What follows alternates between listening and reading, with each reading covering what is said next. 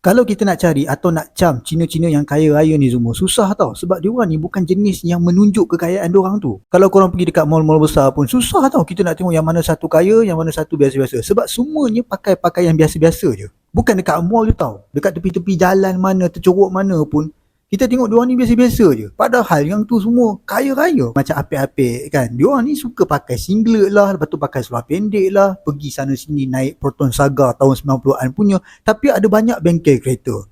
Dia ada banyak kedai. Ada yang ada kilang, bahkan ada yang ada hotel lagi tu. Dekat media sosial pun, contohnya macam dekat TikTok pun, diorang tak tunjuk tau kekayaan diorang. Kalau kau perhatikan, Cina-Cina ni pun, bila dekat TikTok, diorang ni lebih banyak buat live tau, jual barang sebab nak tambah lagi kekayaan, dan diorang akan buat konten-konten yang boleh mendapatkan lagi keuntungan pada diorang. Tapi diorang tak menunjuk. Antara sebab mereka tak buat benda-benda macam ni, sebab bagi mereka kekayaan ni untuk diri mereka, nak hidup rasa selesa dan nak guna duit tu untuk kesihatan nanti waktu tua lah. Dan kalau diorang menunjuk kekayaan diorang, harta diorang, ada yang akan dengki nanti jadi isu, jadi masalah pula. Dan kalau dia orang tak menunjuk kekayaan diorang, orang tak akan datang meminta macam-macam daripada diorang kan. Dan diorang ni sangat berkira dalam bab duit. Diorang tak akan beli sesuatu tanpa bersebab tau. Tak memberi keuntungan pada diorang tak akan beli. Sebab itulah diorang nak beli pakaian mahal-mahal pun, diorang berkira. Sebab itu pun pakai duit kan. Tapi kalau untuk rumah diorang mesti besar,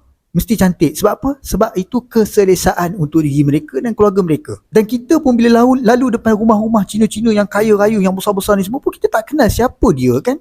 Sebab kita tak pernah nampak muka dia. Dan yang bestnya, Cina ni, kalau dia keluarkan duit, kalau dia nak bagi sumbangan, dia nak bagi pada mana-mana pihak, dia akan bagi banyak pada sekolah. Saya kaji lama tau pasal kaum Cina ni, daripada saya kecil lagi. Banyak perkara positif yang kita boleh belajar daripada mereka ni.